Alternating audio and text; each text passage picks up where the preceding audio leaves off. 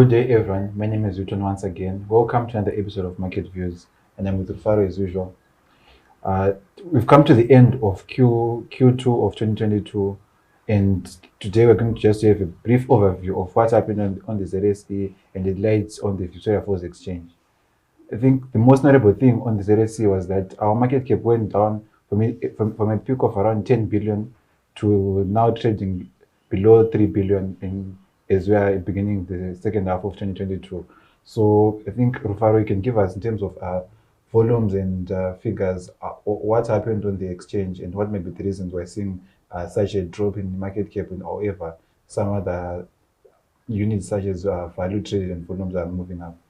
Okay, thank you very much, Newton. So it's quite interesting to note that despite the market cap falling off about 70% from the 10 billion figures that you were talking about to around 3 billion now, the actual volumes and value traded on the Zimbabwe Stock Exchange actually went up. So if you look at the volumes, they were up 87% and the value was up 68%.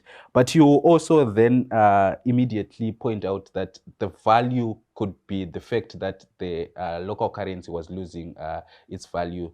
So if in the first quarter, let's say 8 billion was traded, and in the second quarter, 8 billion was traded. The first 8 billion in the first quarter is probably more in terms of the actual value than the 8 billion in the second quarter. But nevertheless, that's why we use things such as volumes, actual volumes to see. But to try and explain what really pushed this. So you remember that during the quarter, quite a number of announcements were made. The first one that I remember was the change of circuit breaker from the 20% to the 15%. I would like to believe that that had significant impact on the activity on the Zimbabwe Stock Exchange. The other one was HY1 of 2022 that increased the capital gains withholdings tax from 2% to 4% for securities held for less than 270 days.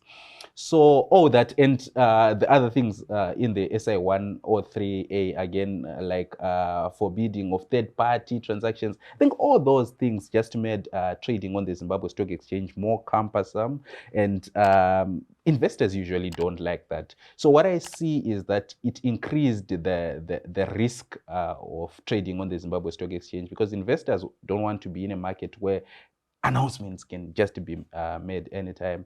So by doing that, by increasing the risk, you then increase the discount factor. So eventually, the market, the value of the equities market will reduce because of that. So we've seen the market falling off significantly.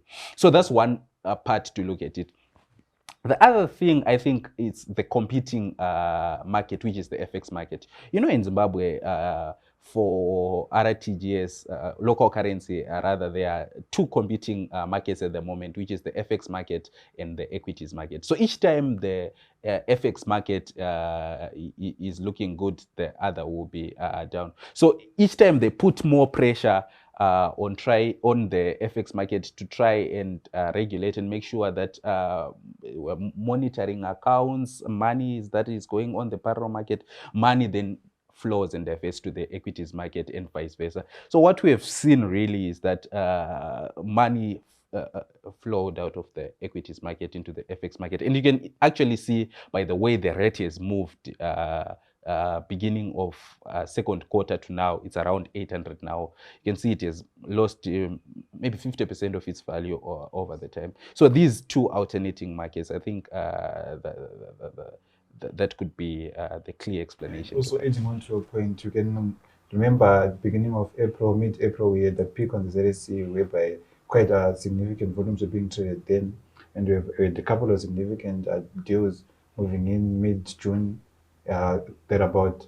So these kind of transactions would really cause something.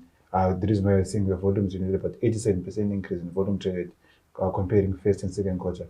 But as well, it's the issue of value, or say if it were to convert that to the real value, of such transactions. I do agree with you. So you recall, I think Econet had another block trade of about 1.6 billion, something like that, in Yes. one day. Yes. So those outliers then sort of like dilute what happened over the quarter. So it could be true that in the second quarter activity slowed down on average, but you had these once-off deals, then just dilutes the numbers. So yeah, you're quite right. Yes, that's quite a good analogy.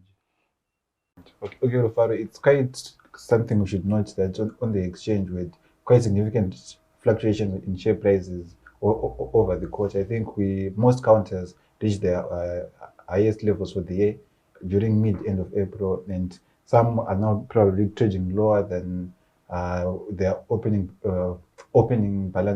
prices at the beginning of the quarter. So just to average that, to go using the opening price for beginning of the quarter and end of quarter, we're seeing counters such as CFI leading as in growth. However, we both know that CFI doesn't trade significant volumes. It's usually 300, 400 shares, maybe once or twice a week. But coming on to about 203% percentage change going up, it's something we should note. Of course, in terms of in terms of value traded, it's quite not significant. And also, we're seeing part of the top five getting about three banks on it: First Capital, NMB, and Getbacks there as well. I think the most consistent counter on the exchange this year has been Tanganda in a way. However, when the market is going up, trails. It trails. It also goes up, but trading a little bit. Even if the market has been going down, Tanganda is somewhere failing to be a strong and reliable counter to invest in. What is your take on the negative side?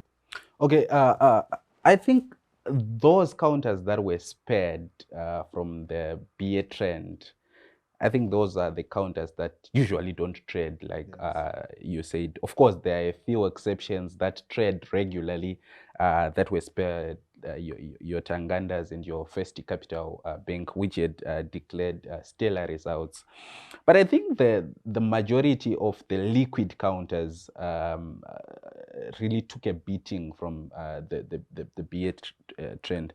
If you look at the numbers comparing 1 April to 30 June, you might miss the decrease, like you rightly mentioned, because some of the peak occurred after 1 April. So they went up after 1 April and went down before 30 June. So you might fail to capture that. But if you look at companies like EcoCash is the one that really took a beating. I think at some point was selling around 150 a share, went down to the levels of 68 a piece. So you can see that, and it's one of the most liquid. It's in the top 5 most liquid counters on the exchange. So I just feel like investors were exiting the market.